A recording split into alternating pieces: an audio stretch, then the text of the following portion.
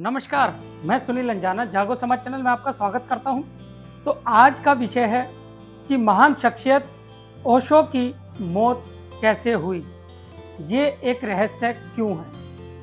क्योंकि ओशो के अनुयायियों ने जो है ये 27 साल बाद मांग की है कि उनकी मौत की सीबीआई जांच होनी चाहिए। तो ये एक बड़ी मिस्ट्री है। तो चलिए आज इस पर चर्चा करते हैं।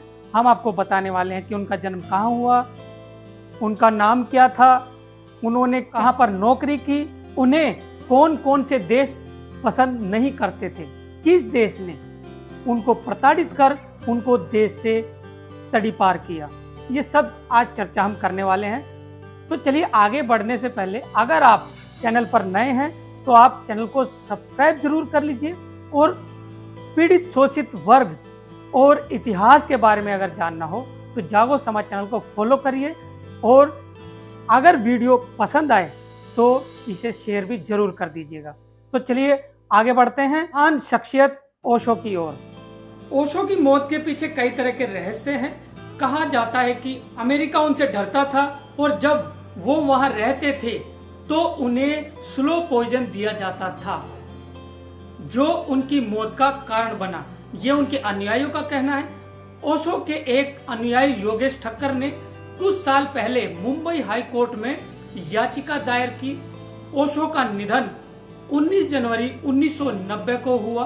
उस दिन के 5 घंटों पर कई सवाल उठाए जा रहे हैं। पुणे के एक पत्रकार ने भी इस पर एक किताब लिखी है, हु किल्ड ओशो। 11 दिसंबर 1931 मध्य प्रदेश के कुचवाड़ा में ओशो का जन्म हुआ। उनका नाम चंद्रमोहन जैन था। उन्होंने अपनी पढ़ाई जबलपुर में की और वहीं जबलपुर यूनिवर्सिटी में वो नौकरी करने लगे, यानी लेक्चरर पद पर नौकरी करने लगे। उन्होंने अपनी किताब glimpses of my golden childhood में लिखा है कि उन्हें बचपन से ही धर्म और ध्यान में रुचि थी, सो उन्हें अलग अलग धर्म पर प्रवचन देना शुरू कर दिया। उस दौरान उन्हें आचार्य रजनीश के नाम से लोग जानते थे। ओशो अपने क्रांतिकारी विचारों से हमेशा विवादों में रहे। उस दौरान ओशो के विचारों से प्रभावित होकर लोग सब कुछ त्याग कर उनके पीछे चले आते थे। इस लिस्ट में उस दौर में कई सुपरस्टार भी शामिल हुए थे। भक्त उन्हें भगवान ओशो कहकर बुलाते थे। इससे उलट कुछ लोग ओशो एक सेक्स गुरु कहकर भी बुलाते थे। ओशो ने लोगों को जो मोक्ष का नया रास्ता बताया, ऐसे स्वतंत्र विचार सभी के लिए खतरा बन चुके थे। साल 1981 से 1985 के बीच ओशो अमेरिका में थे। अमेरिकी प्रांत ओरेगन में उन्होंने आश्रम बनाया। वो समय भी बेहद विवादों से घिरा रहा। महंगी घड़ियां, रोल्स रॉयस जैसी कारें और डिजाइनर कपड़ों की वजह से वो चर्चा में रहे। वहां भी एक तरफ ओशो के शिष्य और भक्त थे तो दूसरी तरफ स्थानीय लोग जो उनका विरोध करते थे। तो 21 देशों ने उन पर बैन लगाया था। शशिकांत सदैव ने लिखा, फरवरी 1986 में ओशो ने विश्व भ्रमण की शुरुआत की, लेकिन अमेरिका सरकार के दबाव की वजह से 21 देशों ने या तो उन्हें देश से निष्कासित किया या फिर देश में प्रवेश की अनुमति ही नहीं दी। इन देशों में Greece, Italy, Switzerland, Sweden, Great Britain, पश्चिमी जर्मनी, कनाडा और स्पेन प्रमुख रूप से कार्य कर रहे थे। जल्द ही नौकरी छोड़ उन्होंने नव संन्यास आंदोलन शुरू किया और इसी दौरान उन्होंने खुद को ओशो कहना शुरू कर दिया। 70-80 के दशक में ये आंदोलन काफी विवाद में रहा। इसे भारतीय संस्कृति के खिलाफ कहा गया, जिसके चलते भारत के बाद अमेरिका में भी ओशो को काफी विरोध का सामना करना पड़ा। घटनाओं पर तफ्तीश की गई है।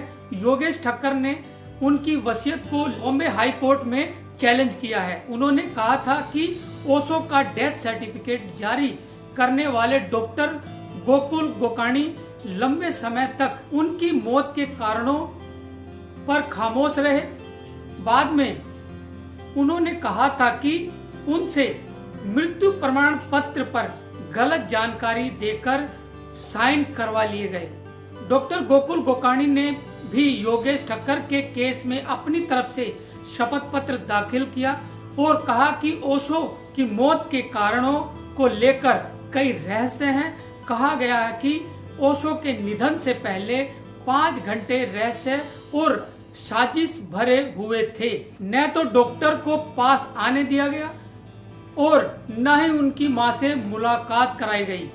उनकी शिष्या रही ब्रिटिश मनोवैज्ञानिक गैरेट ने एक इंटरव्यू में बीबीसी को बताया, हम एक सपने में जी रहे थे। गैरेट बता रही है कि हम एक सपने में जी रहे थे। हंसी, आजादी, स्वार्थहीनता, सेक्सुअल आजादी, प्रेम और दूसरी तमाम चीजें यहाँ मौजूद थी। शिष्यों से कहा जाता था कि वे यहाँ सिर्फ अपने मन की करें। वे हर तरह से वर्जना को त्याग दे, यानी दुनियादारी, मोह माया, लालच सभी को त्याग कर वो यहाँ पर जिए, जो चाहे करे। गैरेट कहती है, हम एक साथ समूह बनाकर बैठते थे, बात करते थे, ठहाके लगाते थे, कई बार नग्न रहते थे।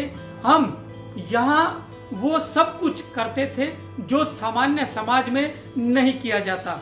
कहा जाने लगा कि क्रांतिकारी विचार से अमेरिका भी डरने लगा था और वहां उन्हें स्लो पॉइजन दिया जाता था, जो बाद में उनकी मौत का कारण बना। धीरे धीरे ओशो रजनीश के फॉलोवर्स की संख्या बढ़ने लगी, इतनी बढ़ने लगी कि ओरेगन सरकार के लिए भी खतरा बन गई।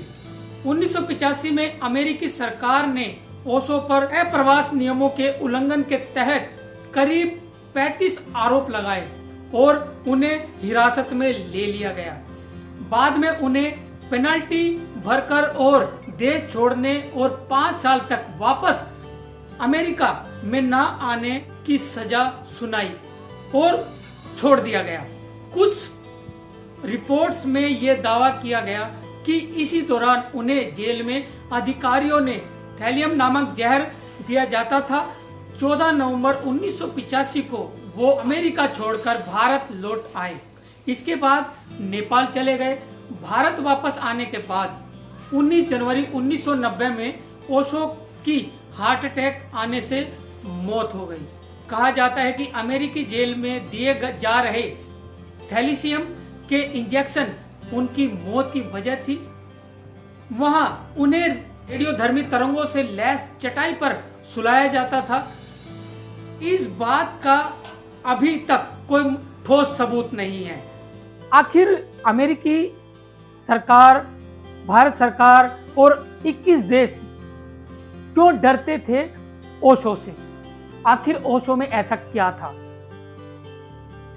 हम आपको बता दें कि ओशो के विचार हम भी सुनते हैं, हमने भी सुने हैं। ओशो के विचार वर्ण व्यवस्था और जाति भेदभाव के खिलाफ होते हैं। उनके विचार बहुत बड़े हैं। उनकी गहराई को नापना या उनके विचारों की ऊंचाई को नापना ये संभव नहीं है। ओशो के विचारों को जो समझता है वो उनके पीछे चल देता है, लेकिन ओशो के विचार जो उनकी वर्ण व्यवस्था को बिगाड़ते हैं, जो उनके जाति भेदभाव को बिगाड़ते हैं, वो उन्हें हमेशा जहर दिखाई देते हैं। अब जो लाखों करोड़ों अरबों लोग जो है वो ओशो के पीछे आने लगे, यानी उनके विचारों के पीछे आने लगे। क्यों आने लगे? जिसके ऊपर अत्याचार हुआ, चाहे वो वर्ण व्यवस्था का हुआ हो, चाहे वो जाति भेद का हुआ हो, तो ओशो की जो विचारधारा को जो सुनता था, जो उनके प्रवचन सुनता था, जो उनके रहन सहन को देखता था, तो वो स्वतंत्र अपने आप को समझता था, आजाद अपने आप को समझता था। इसलिए ओशो के पीछे वो चल देता था। जैसे महात्मा बुद्ध के पीछे लोग चल दिए, ऐसे ही ओशो के पीछे भी लोग चल दिए, क्योंकि प्रताड़ित व्यक्ति हमेशा वो समझता है गहराई को, वो समझता है विचारों को, वो समझता है अपनेपन को, पराये को, सभी वो बात समझता है, क्योंकि उसने प्रताड़ना देखी है, उसने जाति भेद को देखा है, उसने वर्ण व्यवस्था को देखा है। आज भी 21वीं सदी में भी प्रताड़ित है लोग, जाति भेदभाव होते हैं, वर्ण व्यवस्था बनाई जा रही है और हिंदुत्व को ज्यादा तजव्वुद दी जाती है और जो धर्म है उनको तवज्जो नहीं दी जाती। जबकि देश में, चाहे वो कोई भी देश है, देश में हर धर्म का व्यक्ति रहता है, हर जाति के लोग रहते हैं, तो वहां समान सभी को अधिकार मिलना चाहिए, सभी को समान रूप से रहना चाहिए, सबको आजादी है रहने की, खाने की, यानी जिस व्यवस्था में सभी समान रूप से रह रहे हैं उसी व्यवस्था में सबको रहने की आजादी है। ये विचार महात्मा बुद्ध और ओशो सभी को प्रदान करते थे। इस विचारधारा से जो वर्ण व्यवस्था, चाहे वो भारत की वर्ण व्यवस्था हो या दूसरे देश की वर्ण व्यवस्था हो, वो सभी उनके विचारों से डरते थे, इसलिए उन्हें तड़ीपार कर दिया। 21 देशों ने उन्हें निष्कासित कर दिया, उनको देश में घुसने नहीं दिया गया और उनकी मौत का कारण उनके अनुयायियों ने बताया। अभी वो याचिका जो है हाई कोर्ट में दायर है, उस पर क्या फैसले आते हैं ये भी देखा जाएगा।